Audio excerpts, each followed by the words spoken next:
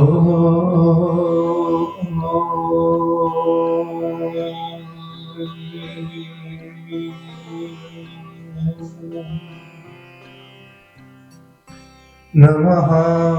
सिद्धेभ्यः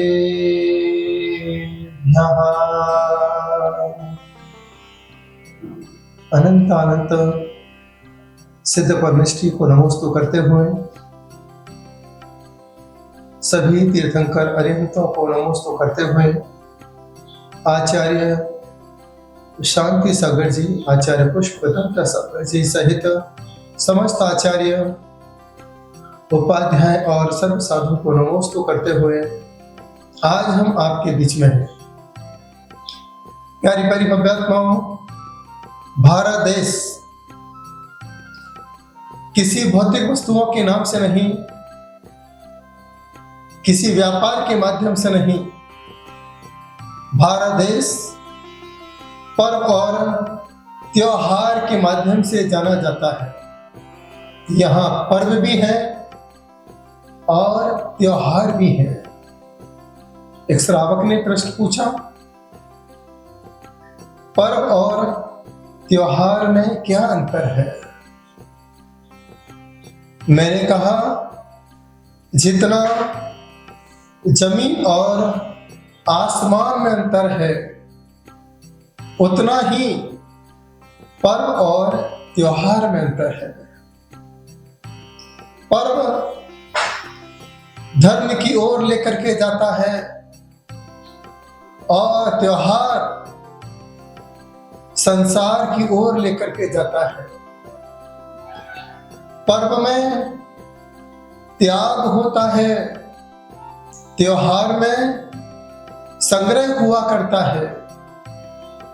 पर्व सबसे अलग करता है और त्योहार सबको छोड़ने का काम करता है। इस देश में जब कभी पर्व आया करता है, जैसे 10 लक्षण पर्व, अष्टानिका पर्व, नवरात्रि पर्व, इन पर्वों में हर व्यक्ति विरक्त हो जाया करता है, संसार से दूर हो जाया करता है, अपने बारे में सोचा करता है, आत्मा के कल्याण के बारे में हमेशा विचार किया करता है। बस यही विचार करता है, हे प्रभु, आज पर्व है, मेरे जीवन में अब स्वाध्याय का, अध्यात्म का सर्ग प्रारंभ होना चाहिए। ऐसी भावना के साथ यह पर्व मनाया जाता है। जब पर्व मनाया जाता है तब अष्टकर्म दूर हो जाया करते हैं, क्योंकि पर्व में धर्म के साथ अटैचमेंट हो जाया करता है। जब कोई धर्म के साथ अटैच हो जाता है तो कर्म अपने आप ही डिस्पैच हो जाया करते हैं, दूर या बना दिया करते हैं। जहां जहां पर उनको जाना है वहां वहां पर जाकर के अपने आप को विराम दे दिया करते हैं। इसी का नाम होता है पर्व। और अभी आपके बीच में आने वाला है त्योहार, एक ऐसा त्योहार जिसे हर धर्म के लोग मनाया करते हैं, चाहे हिंदू हो, चाहे मुस्लिम हो, चाहे सिख हो, चाहे ईसाई हो, चाहे जैन हो, हर धर्म के लोग इस त्योहार को मनाया करते हैं। इसलिए इस त्योहार का नाम रखा है दीपावली। हिंदू जब यह त्योहार मनाता है राम के आगमन की खुशी में, ऐसा कहा जाता है आज के दिन राम अयोध्या आए थे। ऐसी मान्यता के साथ दीपावली मनाया जाता है। सिख संप्रदाय में गुरु नानक के रूप में मनाया जाता है। ईसाई संप्रदाय में भी इसका उल्लेख मिला करता है। तो ऐसे ही मुस्लिम संप्रदाय में भी इस पर्व को कैसे मनाया जाता है, क्योंकि नाम है दीपावली। दीपों के साथ जुड़ी है अली, तो वहां पर भी अली है। तो जो अली को मानता है वह दीपावली भी मनाता है। ऐसे पावन त्योहार को मनाने का सौभाग्य आप सभी को मिला है। और जैन धर्म में यह त्योहार भगवान महावीर स्वामी के निर्वाण कल्याण के रूप में मनाया जाता है। प्रातःकाल ब्रह्म मुहूर्त में भगवान महावीर स्वामी अष्टकर्म को नष्ट करके सिद्धिशिला की यात्रा कर जाया करते हैं। यह एक ऐसा पर्व है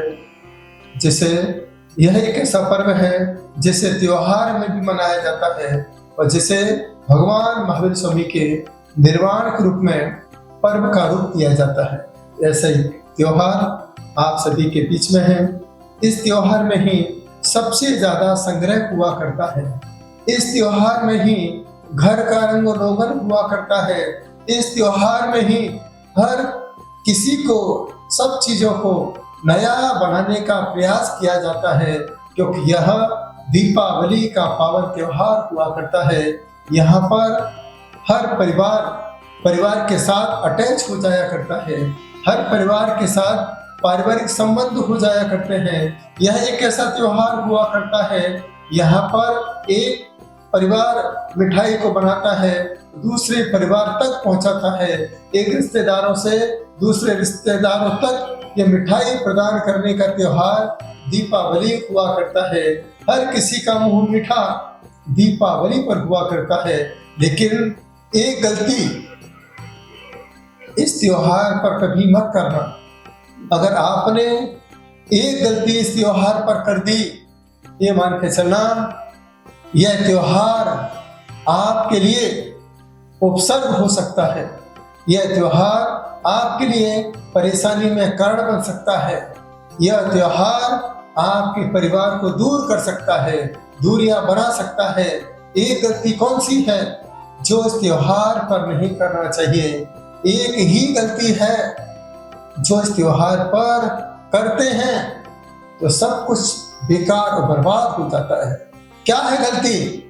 बस फुलझड़ी और पटाखे मत फोड़ना। यह अहिंसा का त्योहार है।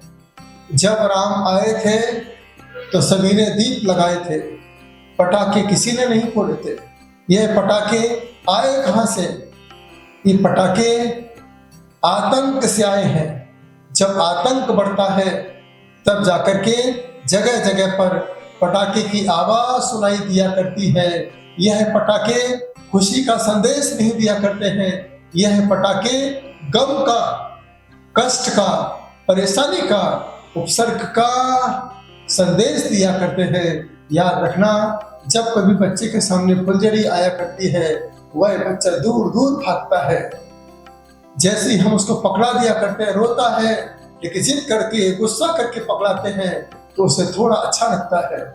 कोई भी छोटा पटाखा फोड़ता है वह बच्चा दूर भागता है। लेकिन हम ऐसी गलती करके बच्चे को वहां खड़ा करके हिम्मत बढ़ाते हैं, चिंता मत कर बेटा, आज तो फुलझड़ी चला, धीरे धीरे छोटे छोटे पटाखे फोड़, और ऐसी हिम्मत देते हैं। यही बच्चा कल आतंकवादी बनके बड़े बड़े बम फोड़ करके देश को नष्ट करने का काम किया करता है।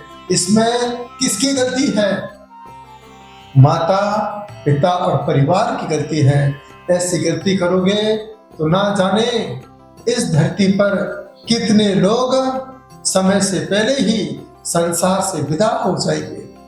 जितना पॉल्यूशन बढ़ता जाएगा, प्रदूषण बढ़ता जाएगा, उतने लोगों की उम्र अपने आप कम होती जाएगी। ऐसे कितने जीव होंगे जो वृक्षों पर विश्राम कर रहे होंगे। जब रात को पटाखे की आवाज आती होगी, उन्हें कहीं पर आकाश में दिखाई नहीं देता है, तो ऐसे कितने जीव छटपटा करके पटाखे की आवाज से जगह भूल जाया करते हैं, स्थान भूल जाया करते हैं और समय से पहले ही मरण को प्राप्त हो जाया करते हैं। कैसे ऐसे जीव हुआ करते हैं जिन लोगों को पटाखों से वेदना होती है और समय से पहले ही वह अपने इस देह का त्याग कर दिया करते हैं। अरे उन जीवन ने तुम्हारा क्या बिगाड़ा है? वो अपना जीवन अपने तरीके से जी रहे हैं, किसी को किसी प्रकार की वेदना नहीं दे रहे हैं। फिर हम इस ऐसे पावन त्योहार पर इन जीवों को वेदना क्यों देते हैं? इसके साथ साथ आपको भी वेदना होती है, अस्थमा की बीमारी हो जाती है, श्वास लेने की शिकायत हो जाया करती है, ऑक्सीजन लेवल कम हो जाया करता है। यह परेशानी किसने पैदा की? त्योहार ने पैदा की, ये हमने अपने गलती से पैदा की है। एक बार विचार करो, किसने गलती की है? कौन है इसका दोषी? आप हो। ये गलती आपने की है, इसका सुधार आपको ही करना है। 2024 आपके बीच में चल रहा है। 24वें तीर्थंकर की निर्वाण भूमि पावापुरी, 24वें तीर्थंकर का निर्वाण कल्याणक चढ़ाने के साथ साथ अपने मन में संकल्प को धारण कर लेना कि हम अपने जीवन में किसी जीव को कोई कष्ट नहीं देंगे, किसी जीव को कोई पटाखे फोड़ करके वेदना नहीं देंगे। ऐसे पंचेंद्रिय जीव भी होते हैं, ऐसे इंसान भी होते हैं जो बीमार अस्पताल में पड़े हुए हैं।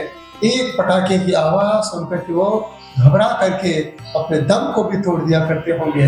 ऐसे ना जाने कितने जीव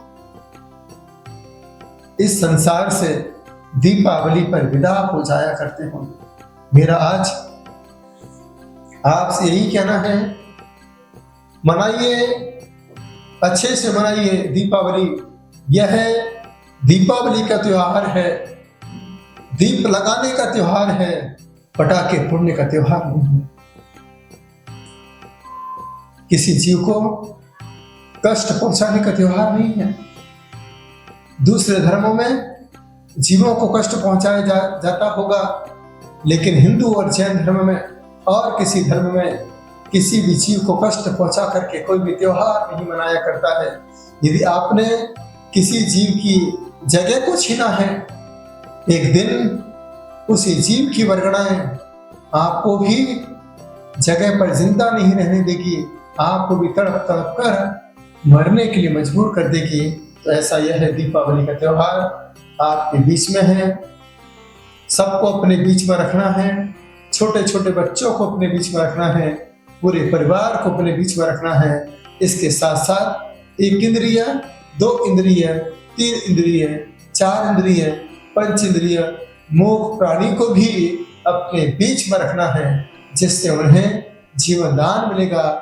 इसीलिए भगवान महावीर को लिखना पड़ा, जियो और जीने दो। हमें जीना है तो दूसरे को जीने दो, ऐसा अधिकार देना होगा, तभी हम आत्मीयता के साथ, आनंद के साथ अपना जीवन यापन कर सकते हैं। तो यह त्योहार आपके बीच में धन्य तेरस के रूप में आएगा। इसके बाद चतुर्दशी होगी, इसके बाद आपके बीच में दीपावली का पावन त्योहार आएगा। इस समय आप अच्छे शुद्ध वस्त्र पहन करके शुद्ध भावों के साथ महावीर स्वामी की पूजन करें, दीप लगाएं। कम से कम आज अपने घरों में 13 दीपक जरूर लगाना। ज्यादा दीपक हो तो 64 डिब्बी की आप 64 दीप लगा सकते हैं। इससे आपके जीवन में आनंद बढ़ेगा, उत्साह बढ़ेगा। 13 दीपक क्यों? क्योंकि भगवान महावीर स्वामी ने 13 को ही जन्म लिया था और आज भगवान महावीर स्वामी निर्वाण को प्राप्त हो रहे हैं, तो वह 13 है, जिसे धन्य 13 कहा जाता है। तो ऐसा यह पावन दिन आपके बीच में है। आप सभी की दीपावली शुभ दीपावली हो, आनंदमयी हो, अहिंसामयी दीपावली हो। परिवार में छोटे छोटे बच्चों पर भी इन पटाखों का गलत असर न पड़े, यह पटाखों से जले नहीं, इन पटाखों से किसी का घर नहीं उजड़े। ऐसे संकल्प आज आपको लेना होगा। यदि संतों की बात मान करके संकल्प लेते हो तो ये मान कर चलना कि आपने साक्षात भगवान महावीर स्वामी के संदेश का पालन किया है। अहिंसा परमो धर्मा, इस संदेश को अपने जीवन में उतारा है। तो मुझे विश्वास है ऐसा आप जरूर करोगे ना? बोलो ना एक बार। आप तो करते ही हो, अपने बच्चों को भी कराना, जो तुम्हारे पहचान वाले हैं, रिश्तेदार हैं, उनको भी कराना। ना जाने हम कितना पैसा करोड़ों रुपया इन पटाखों को फोड़ने में बर्बाद कर दिया करते हैं। अरे मूक प्राणी को यदि हम चारा पहुंचा देते हैं, गौशाला में यदि हम उनका पेट भर देते हैं, तो आपके लिए कितना पुण्य प्राप्त हो सकता है। तो यह काम आज आपको करना होगा। मुझे विश्वास है कि मेरे शब्दों का आपके जीवन पर एक अच्छा प्रभाव पड़ेगा, एक अच्छा असर पड़ेगा। और आज से ही आप मुझे सुन रहे हैं, आज से ही आप महावीराष्टक स्तोत्र रोज पढ़िए।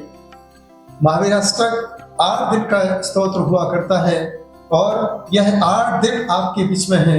बड़ी भाव तन्मयता आत्मीयता के साथ 8 दिन तक महावीराष्टक का पाठ करें और 8 दिन तक वर्धमान मंत्र का जाप करें, क्योंकि आज से आप प्रारंभ करेंगे तो 8 दिन में कम से कम आप 40 माला तो पूरी कर ही लोगे। तो वह छोटा सा मंत्र है, ओम नमो भयवदो वर्धमानस्य ऋसहस्य चक्कम जलंतम गच्छई आयसम पायलम लोयाणम भूयाणम जैव विवादेवा थम बड़ेवा रणंगड़ेवा रायंगड़ेवा मोहेणवा सब जीव सत्ताणम अपराजदो भवदु में रख रख स्वाहा। इस प्रकार से आप इस मंत्र का जाप करिए, पूरे मनोभाव के साथ करिए, आत्मीयता के साथ करिए, पूरब दिशा में मुंह करके करिए। जिनके घर में वास्तु दोष है वह धूप लगा करके, कपूर रख करके, फिटकरी रख करके घर में यदि हम वर्धमान मंत्र का जाप करते हैं तो घर का वास्तु अपने आप ठीक हो जाया करता है। दुकान पर यदि कोई नेगेटिविटी आती हो, नहीं चलती हो, कम से कम वहां पर बैठ करके 9 बार वर्धमान मंत्र का जाप करें। जब कभी कोई आचार्य किसी को दीक्षा प्रदान करता है तो सिर पर शांति मंत्र और वर्धमान मंत्र के माध्यम से संस्कार किया करता है। तो यह पावन दिन आपके बीच में है, यह त्योहार आपके बीच में है। व्यवहार को भी निभाइए और जीवों को जीवन दान देने का भी व्यवहार आपके बीच में आना चाहिए। यह त्योहार आपके लिए आनंदमय हो, प्रभावशाली हो, यही भावना के साथ आपके लिए मेरा बहुत बहुत आशीर्वाद।